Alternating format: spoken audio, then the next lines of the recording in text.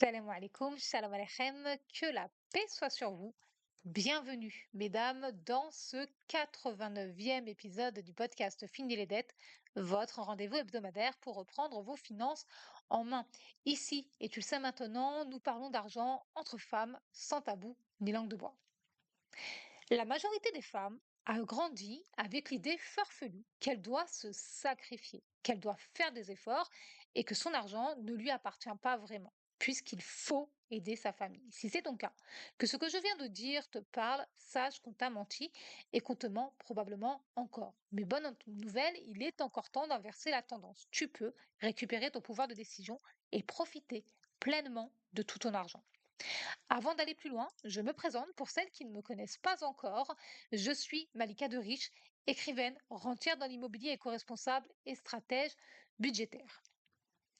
Il est possible d'aider financièrement sa famille en posant ses limites. Et dans cet épisode, je vais t'expliquer comment. Si le sujet t'intéresse, installe-toi confortablement, abonne-toi si ce n'est pas encore fait et partage cet épisode à au moins une femme que tu connais qui veut profiter de pleinement de tout son argent tout en aidant les autres. Je suis certaine qu'elle te remerciera. Et moi aussi, parce que tu sais que c'est important. Ce 89e épisode du podcast Fini les dettes se compose de 5 parties.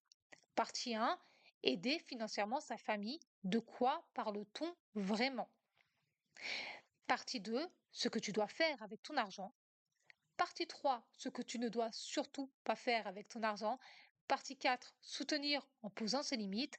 Partie 5, bilan de l'épisode et défi de la semaine. C'est parti. Partie 1, aider financièrement sa famille. De quoi parle-t-on vraiment? De manière générale, l'argent est un sujet tabou. Il semble n'y avoir aucun endroit où l'on puisse en parler normalement, y compris au sein de sa famille, j'ai même envie de dire surtout au sein de sa propre famille. Ce qui est très problématique parce que la famille est censée être le cercle le plus sécurisé, le plus rassurant pour pouvoir aborder absolument tous les sujets. Il y a autre chose de très problématique dans le fait de déterminer l'argent comme tabou ou délicat entre guillemets. Ce qui est problématique, c'est l'idée sous-jacente qui en découle. Si tu parles d'argent, tu nous trahis. Tu trahis notre fonctionnement. Tu trahis notre façon de faire qui consiste à accéder et à jouir de ton argent sans que tu aies ton mot à dire. Alors, évidemment, ce n'est jamais exprimé aussi clairement. Pourtant, ton argent détermine ton rôle dans la famille. Et mine de rien, si tu es celle à qui on fait appel systématiquement ou presque lorsqu'il est question d'argent, c'est qu'on a déposé sur tes épaules à toi des responsabilités financières que tu n'as peut-être jamais demandées, dont tu n'as pas vraiment voulu. Dans mon accompagnement Fini les dettes, j'avais une élève qui pensait que ses parents ne lui faisaient pas confiance parce qu'ils ne la laissaient pas gérer certains comptes bancaires. Par contre, elle était toujours la dernière au courant des achats importants pardon. On la prévenait après que l'achat ait été fait et uniquement pour exiger qu'elle verse sa part. Non seulement cette façon de faire lui causait de la peine, mais en plus, elle se retrouvait constamment dans l'embarras financier. Je lui ai donc expliqué qu'elle doit poser ses limites clairement. Tu vois, il lui avait donné un rôle qui ne lui convenait pas, un rôle qui la mettait mal financièrement. Dans ce genre de famille, où la dynamique tourne plus autour du rôle attribué à chacune qu'aux réelles capacités financières, je crois qu'il est important d'aborder le même type de langage. Si tu me suis depuis un moment, tu sais ce dont je parle. Il faut se détacher des étiquettes qu'on nous colle. Il faut poser des limites claires, quitte à passer pour la méchante ou la radine de la famille. Le rôle qu'on t'attribue ne te définit pas. Le rôle qu'on t'a attribué et qu'on t'attribue définit les attentes que l'on pose sur toi. Lorsqu'on t'attribue un rôle financier dans ta famille, lorsque tu es la première à qui on fait appel, la première à qui on exige de l'argent, ou la dernière qu'on prévient et à qui on demande quand même de l'argent, ce n'est pas du tout de l'aide financière. Il ne s'agit pas de soutien à la famille. Il s'agit d'obéir. On te demande pas vraiment. On te dit quoi faire de ton argent. On te dit là, on a besoin de cette somme, tu nous la donnes. Point. Peu importe la manière dont on te le dit, peu importe comment c'est emballé, peu importe la couleur du papier cadeau empoisonné là, peu importe si ça brille ou pas, la vérité c'est que Lorsqu'il s'agit d'argent dans la famille, c'est souvent lié au rôle que tu tiens dans ta famille, où tu te situes pardon, dans la hiérarchie familiale. Personnellement, je soutiens financièrement mes enfants à la hauteur de mes moyens, tout en leur préparant un avenir en or. C'est une manière pour moi de leur montrer mon amour, en sachant pertinemment que même si je ne déboursais pas un seul centime pour eux, ils m'aimeront encore. Parce que notre relation familiale n'est pas basée sur qui donne combien à qui, mais plutôt sur la présence, le soutien et la création de souvenirs en commun. Concrètement, quand on dit aider financièrement sa famille, de quoi parle-t-on vraiment? Aider financièrement sa famille signifie apporter volontairement de l'argent ou prendre en charge certaines dépenses au profit de membres de sa famille. J'ai insisté sur le volontairement. Ce soutien financier peut prendre différentes formes. Donner de l'argent à ses parents, ses enfants, ses frères et sœurs ou d'autres proches, payer une facture, un loyer, des courses ou des frais médicaux, héberger un proche gratuitement, prêter de l'argent avec ou sans remboursement, donc prêter ou donner de l'argent, participer aux études d'un enfant ou d'un membre de la famille, offrir régulièrement une somme pour compléter les revenus d'un proche, etc. L'expression soutenir financièrement sa famille ou aider financièrement sa famille ne précise pas certaines choses. Elle ne précise pas le montant. Elle ne précise pas la fréquence. Elle ne précise pas le caractère obligatoire ou non. Et elle ne précise pas si l'aide est ponctuelle ou permanente. Par exemple, payer occasionnellement les courses de sa mère est une aide financière. Verser tous les mois 500 euros à un frère ou à une sœur qui a des difficultés est une aide financière. Acheter les fournitures scolaires de ses enfants ou assumer leurs besoins quotidiens constitue également une forme d'aide financière. En résumé, aider financièrement sa famille, c'est utiliser une partie de ses ressources pour contribuer aux besoins ou au bien-être matériel d'un ou plusieurs membres de sa famille. Mais pour soutenir financièrement sa famille, il faut lever le tabou de l'argent, sans que tu deviennes une source de revenus dans laquelle on vient piocher sans nécessairement demander ton accord, ou plutôt en levant le tabou de l'argent, en arrêtant d'en faire un tabou, tu vas arrêter d'être la source de revenus de ta famille, celle dans laquelle on vient piocher sans te demander ton avis. Ce qui nous amène tout naturellement à la deuxième partie de cet épisode, partie 2, ce que tu dois faire avec ton argent. S'il y a une chose que tu dois comprendre et garder en tête, je te l'ai déjà dit dans de précédents épisodes et dans mon livre Fini les dettes, c'est que ton argent t'appartient. En réalité, ton argent n'appartient qu'à toi. Peu importe d'où il provient, salaire, aide sociale, rente ou autre, ton argent est à toi. Et tu dois apprendre à l'utiliser en priorité pour subvenir à tes besoins, te constituer une épargne de précaution, si ce n'est pas encore fait, vivre vraiment, parce que tu n'existes pas que pour payer et respirer. Te faire passer en premier ne fait pas de toi la traître de la famille. Tu n'es ni folle, ni radine. Tu décides simplement de reprendre ta place dans ce monde et dans ta vie. Si tu es mère, tu aides déjà probablement ta famille.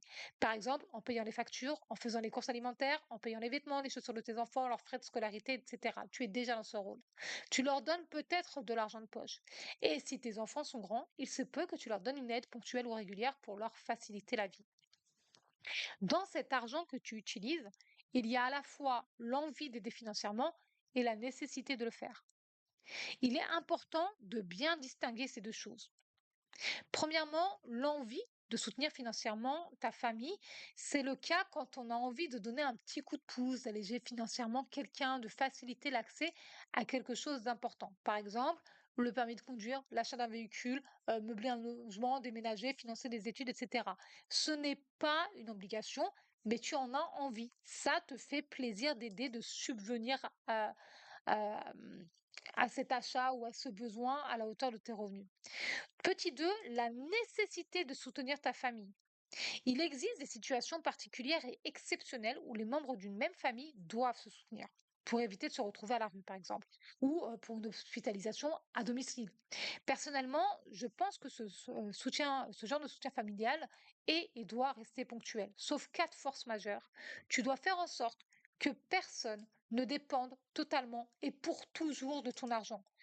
En réalité, tu ne rends service à personne en devenant le distributeur automatique de billets. D'abord parce qu'une aide permanente finit souvent par devenir un dû. Ensuite parce que la personne que tu aides constamment devient dépendante de toi. Et ça crée chez elle une forme de dette émotionnelle. Oui, même si tu es persuadé qu'elle s'en fout royalement, cette personne a un cerveau et des émotions. Voici 5 choses qu'il est particulièrement utile de faire avec ton argent pour construire une vie financière plus sereine et plus solide. 5 choses très importantes. La toute première, je sais que tu en entends certainement beaucoup parler et peut-être même que tu ne sais pas ce que ça veut dire, mais la toute première, elle est très très importante. Il s'agit de te payer en premier. J'ai dédié un chapitre entier à cette phrase, te payer en premier. Mets de côté, épargne une partie de tes revenus dès qu'ils arrivent avant les dépenses du quotidien, même une petite somme, parce que ce n'est pas le montant qui compte, c'est la régularité. Donc même une petite somme régulière compte. Petit 2, deuxième chose à faire, donne une mission à chaque euro pour savoir où va ton argent. Logement, alimentation, épargne, loisirs, projets, générosité, etc. 1 euro sans destination a tendance à disparaître. Troisième chose, constitue-toi une réserve de sécurité.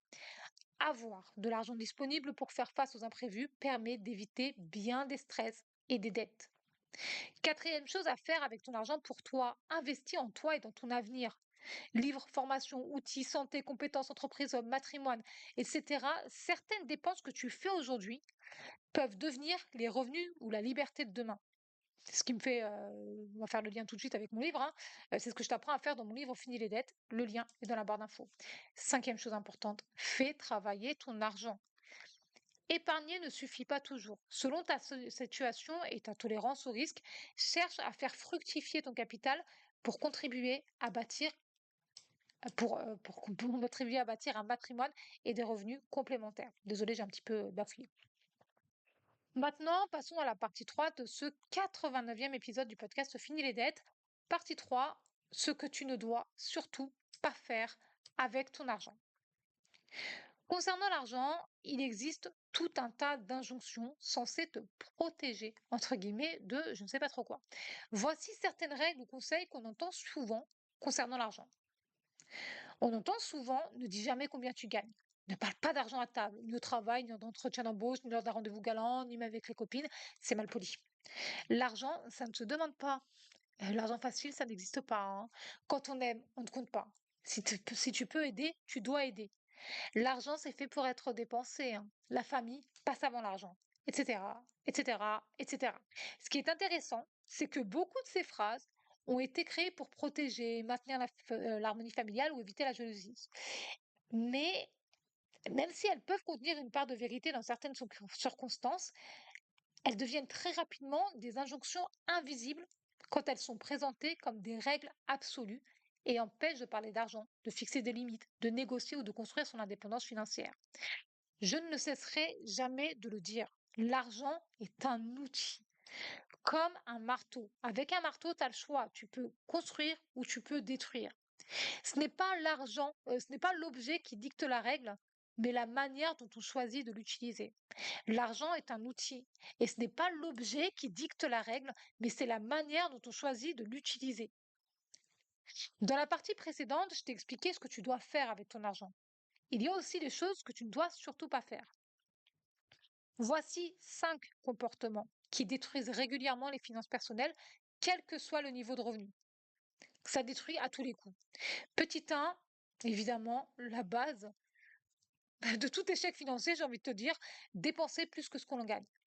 Vivre constamment au-dessus de ses moyens finit par créer un déséquilibre difficile à rattraper. Et puis, entre nous, tu ne peux pas sauver quelqu'un qui refuse de se sauver lui-même, même si tu possédais tout l'or du monde. Deuxièmement, prêter ou donner de l'argent sous la pression. Aider est un choix. Se mettre soi-même en difficulté pour satisfaire les attentes des autres peut avoir des conséquences durables et dangereuses. Troisièmement, signer ou se porter garant sans comprendre parfaitement les engagements. Un crédit, une caution ou un contrat peuvent engager ton argent pendant des années. Quatrièmement chose, À ne pas faire avec quatrième erreur, ne pas se payer en premier. Attendre la fin du mois pour épargner revient souvent à ne rien mettre de côté. Même de petites sommes régulières ont un effet puissant avec le temps. Cinquième erreur, ignorer tes finances. Ne pas connaître tes revenus, tes dépenses, tes dettes ou ton patrimoine, c'est naviguer dans le brouillard. L'argent a tendance à aller là où l'on porte son attention. Ton compte bancaire n'est pas une preuve d'amour. Je vois encore trop de femmes être persuadées que leur argent leur garantit une meilleure place dans la famille. Mais ça, c'est pas de l'amour, c'est du calcul. Et je vais être honnête avec toi, en général, la place dans la famille, elle est définie bien avant que tu aies conscience de l'argent. Elle a été définie par tes parents ou la société ou des gens qui ont mis des attentes sur toi, parfois des attentes démesurées. Utiliser ton argent pour satisfaire les autres, répondre à leurs attentes, leur obéir, ne te garantit absolument pas une meilleure place dans la famille. Quand tu cèdes pour être aimé, pour avoir une meilleure place dans la famille ou juste une place dans ta famille, juste pour qu'on t'appelle de temps en temps, en fait, tu entres dans leur jeu de la manipulation. Et tu entres, ou plutôt tu restes, dans cette forme de violence économique et psychologique. Si quelqu'un a réussi à te faire croire que son amour pour toi a un prix, ce n'est pas normal. Tu ne dois plus te laisser embarquer dans ce genre de raisonnement. Tu dois trouver des solutions pour sortir de ces violences. Contrôler ton argent, t'obliger à en donner d'une manière ou d'une autre, avec ou sans sourire, avec papier cadeau ou pas, c'est te contrôler financièrement. C'est une forme de violence économique et psychologique. Passons maintenant, dans la joie, à la quatrième partie de cet épisode, partie 4, aider sa famille en posant ses limites. Arrivé à ce stade de ton écoute, tu te dis peut-être, ok, c'est bien beau tout ça, Malika, mais je fais comment concrètement pour aider ma famille en posant mes limites? Personnellement, je vais te dire ce que j'ai fait et après, je te dis ce que j'en pense. Personnellement, j'ai posé mes limites très tôt parce que très tôt, on a exigé une contribution financière de ma part pour des choses qui allaient à l'encontre de mes valeurs. J'en ai déjà parlé dans ce podcast Fini les dettes, dans de précédents épisodes, et sur Instagram, dans quelques réels qui racontent des situations que j'ai vécues et que toi aussi tu as peut-être déjà vécues. Situation montre numéro un. Montre-moi ta fiche de paye. Je veux savoir combien tu vas me donner chaque mois. Cette phrase-là, je l'ai entendue très tôt. J'ai commencé à travailler à 18 ans pour soulager financièrement mes parents de mes dépenses.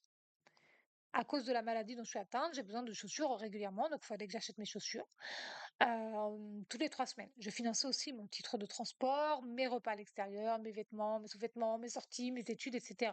Pourtant, alors que moi, je comptais les soulager financièrement en gagnant mon propre argent, ma mère a insisté pour que je lui donne une part de mon salaire. J'ai refusé et elle ne m'a pas adressé la parole pendant 3 semaines. En gros, j'ai été punie. Deuxième chose, donne de l'argent à ton frère, il en a besoin.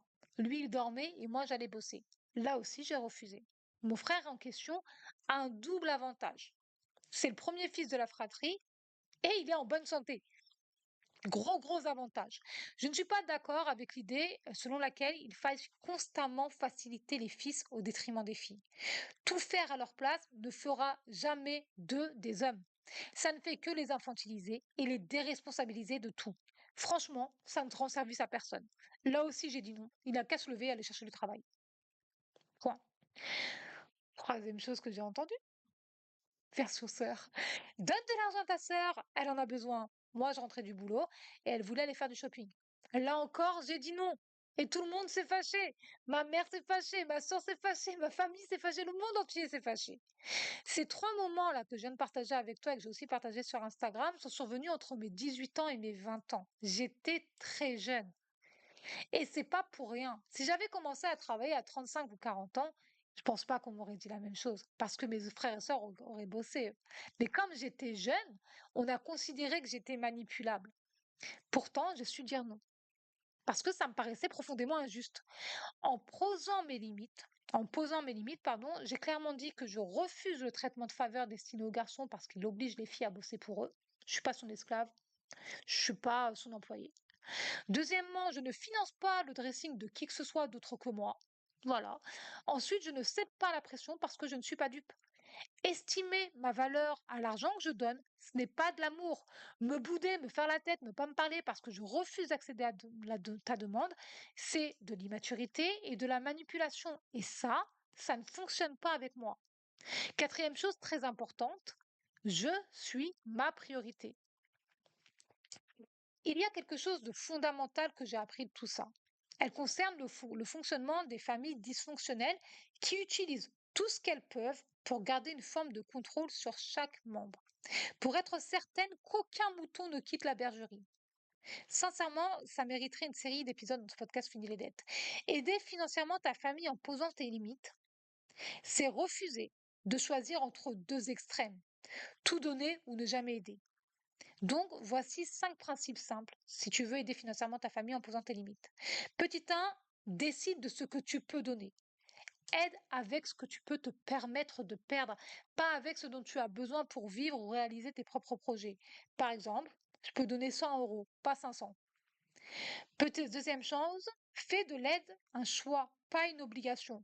Tu peux aimer profondément ta famille sans être son distributeur automatique. Tu peux dire, j'ai envie de t'aider cette fois-ci, et c'est pas la même chose que je suis obligé de t'aider. Troisième chose, fixe un cadre. Tu peux décider du montant minimum, de la fréquence, des situations dans lesquelles tu aides, des personnes que tu aides. Par exemple, j'aide mes enfants, mais je ne prête pas aux adultes de ma famille. Quatrième chose, dis non sans te justifier pendant 1 heure. Tu dis non, point. Tu dis non et ça s'arrête là. Une limite n'a pas besoin d'être plaidée comme devant un tribunal. D'ailleurs, ta famille n'est pas un tribunal. Tes parents, tes sœurs, tes frères, tes tantes, tes oncles, tes cousins, tes neveux, tes nièces, là, ils ne sont pas juges de ta vie. Ta famille n'est pas un tribunal et tu as le droit de dire non. Je le répète, une limite n'a pas besoin d'être plaidée comme devant un tribunal. Tu peux t'en tenir aux faits et dire je ne peux pas participer cette fois, ce n'est pas possible pour moi, je préfère ne pas prêter d'argent ou encore mieux, la vérité, je n'ai pas envie. Ces phrases, elles sont complètes et elles suffisent largement. Cinquième chose, chercher à aider autrement que par l'argent. Parfois, une information, un livre, une écoute, un repas ou un coup de main valent plus et mieux qu'un virement qui sera oublié ou qui créera une dépendance.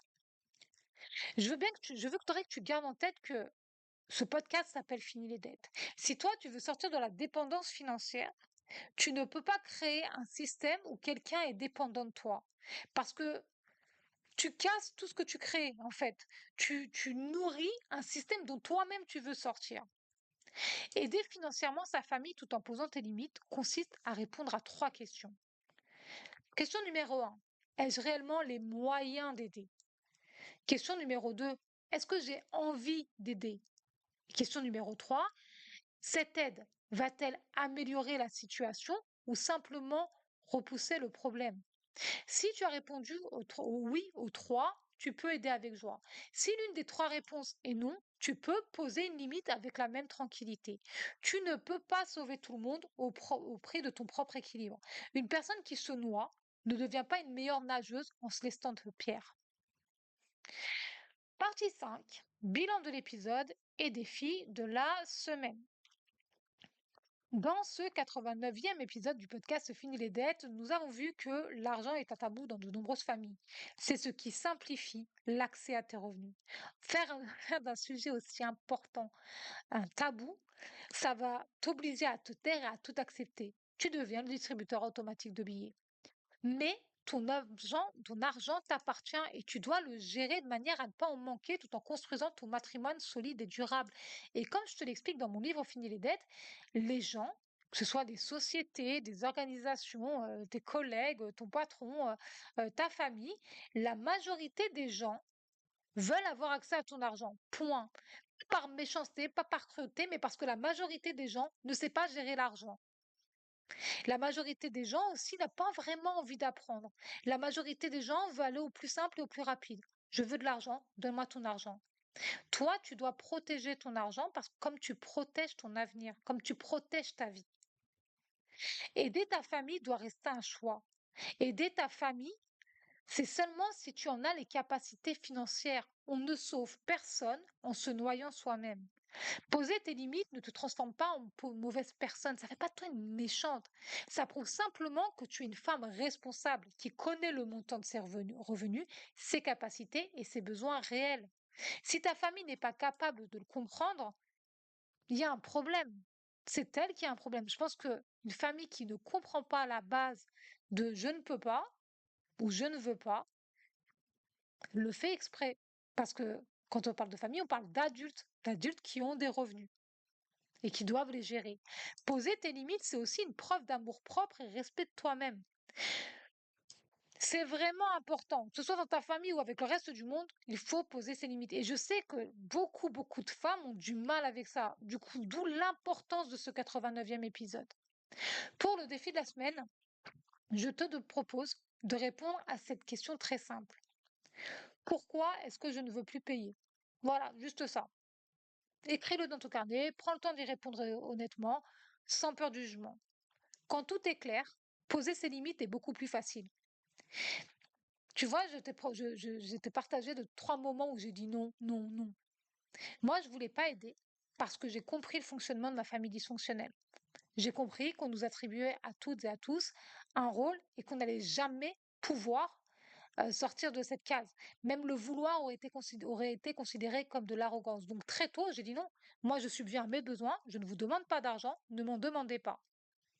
Si tu as besoin de phrases simples et factuelles pour poser des limites, tu peux réécouter cet épisode ou relire tes notes. Je t'en ai donné quelques-unes qui marchent à tous les coups, testées et approuvées par moi-même. Et ces phrases-là, ces phrases toutes faites, toutes prêtes, elles ne nécessitent pas que tu te justifies. Poser ses limites ne nécessite pas de se justifier comme devant un tribunal. Tu ne fais rien de mal, tu ne commets ni un délit ni un crime en disant non ou en posant tes limites. Cet épisode est maintenant terminé. Pour aller plus loin, mon livre Fini les dettes est disponible via le lien tout simple dans la barre d'infos.